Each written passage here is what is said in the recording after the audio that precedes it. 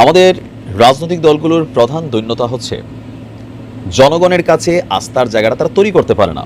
শুধুমাত্র দলীয় নেতাকর্মীদের একটা অংশের কাছে তারা আস্থার জায়গা তৈরি করে, আর বাকি জনগণের কাছে তারা আসলে লুটেরা হিসেবে চিহ্নিত হয়। আর এজ এ রেজাল্ট হয় কি, যখন ক্ষমতায় না থাকে তখন এদের ত্রাণদাতা হিসাবে পশ্চিমারা ভূমিকা পালন করে। যেমন 5ই আগস্টের আগ পর্যন্ত বিএনপি বা আমাদের যে অন্যান্য রাজনৈতিক দলগুলো ছিল সবাই পশ্চিম থেকে অনেক মদত পেয়েছে, বা পশ্চিমের দিকে তাকাই ছিল। নিজেরা আন্দোলনের যেই অ্যাক্টিভিটিসটা সেটাতে অনেকটা ভয় পেয়ে গিয়েছিল। জাস্ট 1 মাস 10 দিন পরে আজকে আওয়ামী লীগ ঠিক একই কাজ করছে, ইন্টারন্যাশনালি আবার খেলতে চাইবে। কিন্তু এত তাড়াতাড়ি কি খেলাটা সম্ভব হবে?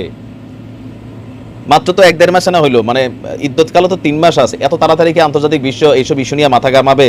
বরঞ্চ যেগুলা ঘটাই গেছেন এগুলা নিয়ে কিন্তু তারা মাথা ঘামাবে।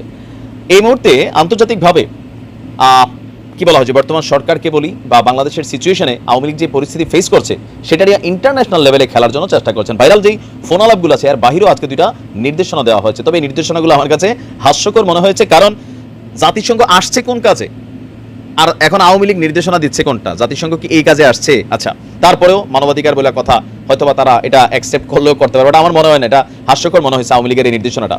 দেশে চলমান পরিস্থিতিতে দলীয় নেতাকর্মীদের 2টি নির্দেশনা দিয়েছে দল, আওয়ামী লীগ, আমরা আওয়ামী লীগ একজনের কথাই চলে, শেখ হাসিনা। এই নির্দেশনায় বলা হয়েছে প্রথমত দলীয় নেতাকর্মীদের আইনের আশ্রয় প্রার্থনা করতে। তো আইনের আশ্রয় প্রার্থনা কেন্দ্র করবো, যেই পরিমাণ মামলা হইতেছে, তবে সেনাবাহিনী নামার পরে যে ধরনের বক্তব্য দিচ্ছে এখানে কিছুটা হতে পাইতে পারে। নাম্বার 2, বলা হয়েছে জাতিসংঘের মানবাধিকার কমিশনের তথ্য অনুসন্ধান টিম তারা এখন বাংলাদেশে।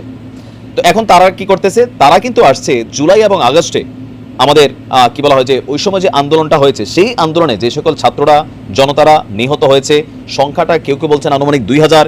এখানে অনেক কিছু, পুলিশের ইন্ধন ছিল, পুলিশ সরাসরি ভূমিকা রাখছে, বিজিবির নামও আসছে, আওয়ামী লীগের বিরুদ্ধে আপনার আন্তর্জাতিক ট্রাইব্যুনাল, অপরাধ ট্রাইব্যুনালে মামলা হয়েছে। তো এটাকে সুষ্ঠুভাবে ইনভেস্টিগেশন করার জন্য যে আসলে ঘটনাটা কি ছিল, তো ইনভেস্টিগেশনটা কার বিরুদ্ধে যাবে? এটা আওয়ামী লীগের বিরুদ্ধেই যাবে। বাট আওয়ামী লীগ বলতেছে বিরুদ্ধে বুঝি না, এখন আসছে যেহেতু, তো তোমরা একটা কাজ করো, তারা 1 জুলাই থেকে 15 আগস্ট পর্যন্ত ঘটে যাওয়া যেহেতু সব ঘটনার তথ্য সংগ্রহ করবে, গোপনীয়তা রক্ষা করবে। একটা কাজ করো, তারিখটা বুঝেন, 1 জুলাই থেকে 15 আগস্ট। এখন কেন 15 আগস্ট পর্যন্ত? কারণ সরকার পরিবর্তনের পর বা আওয়ামী লীগ সরকারের পতনের পর সারা বাংলাদেশে বেশ কিছু ঘটনা ঘটেছে, যেই ঘটনাগুলোও কিন্তু আন্তর্জাতিক অঙ্গনে মানবাধিকারের দৃষ্টিতে সমীচীন না। সেই পয়েন্টটারই আওয়ামী লীগ এখানে ফোকাস করছে। নির্দেশনা বলা হয়েছে আওয়ামী লীগ ও সহযোগী সংগঠনের নেতাকর্মীদের তাদের পরিবারের প্রতি জরুরি নির্দেশনা, আপনি বা আপনার পরিবারের সঙ্গে ঘটে যাওয়া অত্যাচার, নির্যাতন, হত্যাকাণ্ড, ভাঙচুর, লুটপাট, অগ্নিসংযোগের ঘটনার বিবরণ লিখে 1 থানায় অভিযোগ দিন। 2 অভিযোগ না নিতে চাইলে সাধারণ ডায়েরি করেন। আর যদি ডায়েরিও করতে না পারেন তাহলে আমরা জাতিসংঘের তদন্ত টিমের কাছে দলীয়ভাবে অভিযোগ দিব।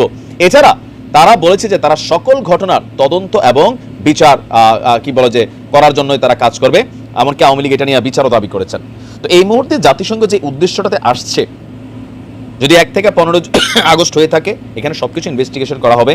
তো শেখ হাসিনার পতনের আগের গুলোর জন্য এখানে বিচারের মুখোমুখি হইতে হবে, পরের গুলোর জন্য কিন্তু কে কার বিচার করবে? জাতিসংঘের আমি একটা কথা বলি, শুনেন, আমাদের মতন গরিব দেশগুলো একটু ভয়টয় পায়। আপনি ইসরায়েল বলেন, মিয়ানমার বলেন, রাশিয়া বলেন, আমেরিকা বলেন, এই ফাঁপটা দেখে এগুলারে। এখন আমাদের একটু পাতা পোতা দেওয়া লাগে, এই জন্য এগুলো লাগে আর কি।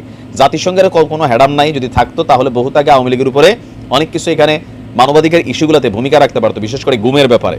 গুম যেটা হয়েছে এটা অস্বাভাবিক, তো জাতিসংঘের পাত্তা দেয় না। বরঞ্চ আওয়ামী লীগ বলছে যে জাতিসংঘ এরা কি ধরনের কথাবার্তা বলে, এই সেই এরকম কথা আওয়ামী লীগ বলছে না, বলছে এটা কিন্তু বাস্তবতা। তো বিএনপি এখন তো নাই, তো এখন যারা আছেন সরকারে তারা বিষয়টা ডিল করবেন। দেখা যাক কি হয়। ভালো থাকবেন।